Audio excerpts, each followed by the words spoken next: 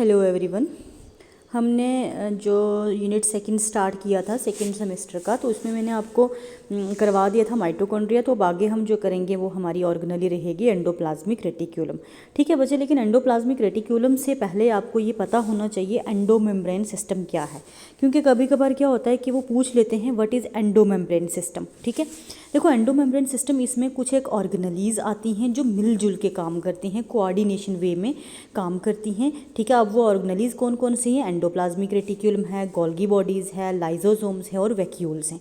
ठीक, ये ऑर्गेनलीज जो हैं 4 या 5 ऑर्गेनलीज जो है ये मिल के काम करती हैं। तो इस सारे कोऑर्डिनेशन प्रोसेस को हम क्या बोलते हैं? Endomembrane system. ठीक है, अब इसमें हमने नेक्स्ट जो करनी है एंडोप्लाज्मिक रेटिक्यूलम। ठीक है, तो बच्चे ये एक ऐसी यूकेरियोटिक ऑर्गेनली है जो सारे यूकेरियोट्स में होती है, आरबीसीज को छोड़ के और जर्मिनल सेल्स को छोड़ के। उसके बाद प्रोकैरियोट्स में तो टोटली एब्सेंट ही होती है और एक इंटरकनेक्टेड मेम्ब्रेन सिस्टम बनाती है, न्यूक्लियस के अराउंड होती है और प्लाज्मा मेम्ब्रेन के अराउंड। इन दोनों के बीच में, न्यूक्लियस और प्लाज्मा मेम्ब्रेन के बीच में एक इंटरकनेक्टेड मेम्ब्रेनस सिस्टम बनाती है। ठीक है, अब इसकी डिस्कवरी की बात करें तो उसको सबसे पहले क्लॉड ने डिस्कवर किया था, थॉम्पसन ने भी या पोर्टर ने भी 1945 में।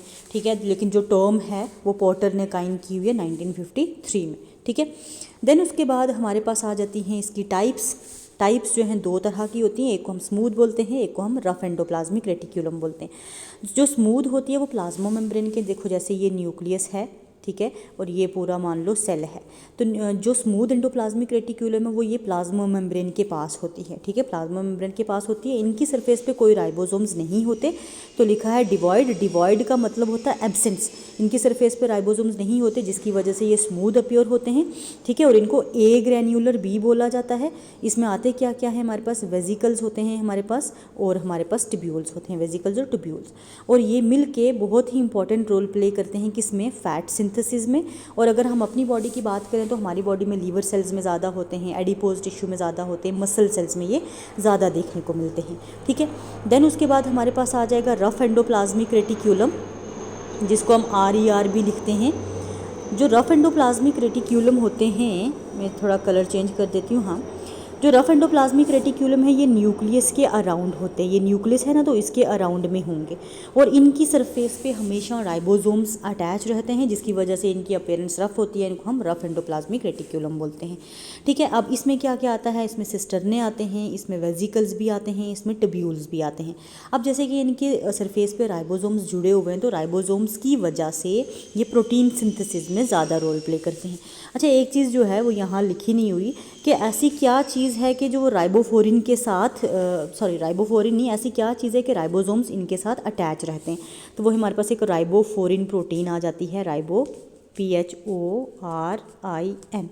राइबोफोरिन सेकंड, फर्स्ट भी होती है और सेकंड भी होती है। राइबोफोरिन फर्स्ट और सेकंड, ये एक ऐसी प्रोटीन है जो राइबोसोम्स को एंडोप्लाज्मिक रेटिक्यूलम की सरफेस के साथ अटैच करवाने में हेल्प करती है। ठीक है, तो यहाँ तक हमारी होगी टाइप्स। नेक्स्ट जो है हमने करना है स्ट्रक्चर करना है। स्ट्रक्चर में देखो बच्चे, इसकी 3 ही मेन चीज़ें होती हैं। सिस्टर्ने होते हैं, वेजिकल्स होते हैं, ट्यूब्यूल्स होते हैं। सिस्टर्ने की बात करें, long and elongated sac like structure होते हैं, पतले और लंबे इस तरह ये long and elongated sac like structure होते हैं और एक दूसरे के ऊपर इस तरह बंडल्स या स्टैक्स की फॉर्म में अरेंज रहते हैं। और ये आपस में अलग अलग नहीं होते, बल्कि इंटरकनेक्टेड, एक दूसरे से कनेक्शन बनाया होता है। मैं बता देती हूँ किस तरह इंटरकनेक्टेड। जैसे कि हमारे पास ये एक आ गया बंडल सैक, ठीक है, दूसरा इस तरह से एक दूसरे के साथ ये कनेक्टेड रहते हैं। ठीक है, तो इंटरकनेक्टेड रहते हैं एक दूसरे के साथ। राइबोसोम इनके साथ अटैच, हाँ यहाँ राइबोफोरिन का कंसेप्ट लिखा हुआ है, राइबोफोरिन की वजह से राइबोसोम अटैच रहते हैं। ठीक है, तो ये डायग्राम्स बनाई हुई हैं बच्चे, देख लो। ये न्यूक्लियस के साथ अटैच रखे हुए हैं, ये अलग से मैंने सिस्टर्ने बनवाए। वेजिकल्स हैं, ट्यूब्यूल्स हैं। देखो इसमें बच्चे वेजिकल्स जो और ट्यूब्यूल्स जो हैं, आधे वेजिकल्स स्मूथ हैं, आधे जो हैं रफ हैं। ठीक है, उसी तरह ये ट्यूब्यूल स्मूथ है, ये ट्यूब्यूल हमारे पास रफ है। राइबोसोम जुड़े हुए हैं तो रफ, राइबोसोम नहीं है तो स्मूथ। ठीक, अब वेजिकल्स की बात करें, नॉर्मली ये हमारे पास सर्कुलर होते हैं। ठीक है, सर्कुलर या स्फेरिकल अपीयरेंस में होते हैं। ये न्यूक्लियस के पास भी हो सकते हैं, प्लाज्मा मेम्ब्रेन के पास भी हो सकते हैं, क्योंकि रफ और स्मूथ दोनों होते हैं। और ये क्या करते हैं आगे जाके, मतलब जो एंडोप्लाज्मिक से निकलेंगे वेजिकल, ये गोल्गी बॉडी और लाइसोसोम के फॉर्मेशन में हेल्प करते हैं। उसके बाद बचा हमारे पास ट्यूब्यूल्स, ये लॉन्ग एंड इलोंगेटेड और ब्रांच्ड स्ट्रक्चर्स होते हैं। इस तरह के ब्रांच्ड स्ट्रक्चर्स होते हैं, रफ भी हो सकते हैं, स्मूथ भी हो सकते हैं, और उसकी वजह से ये protein synthesis as well as fat synthesis में हेल्प करेंगे। ठीक है, अब इसके फंक्शंस हैं, देखो आपके सिलेबस में जो चीज़ें मेंशन हैं आप वही करोगे, वही चीज़ें मैं भी करवा रही हूँ। उसके एक्स्ट्रा ना तो आपके पेपर में आता है तो ना आपको करने की ज़रूरत है। ठीक है, अब फंक्शन देखो बच्चे, ये बहुत इंपॉर्टेंट रोल प्ले करता है प्रोटीन सिंथेसिस में, फैट सिंथेसिस में हेल्प करता है। ठीक है, न्यूक्लियस के अराउंड प्रेजेंट होता है तो ये प्रोटेक्शन में हेल्प करेगा। अच्छा, उसके बाद टीलोफेज में जब सेल डिवीज़न हो रही होती है, सेल साइकिल में सेल डिवीज़न डिवाइड कर रहा होता है, तो टीलोफेज स्टेज में जो है ये न्यूक्लियर मेम्ब्रेन की फॉर्मेशन में हेल्प करता है, और अदर ऑर्गेनेलीज की लोकेशन को भी ये फिक्स करके रखता है।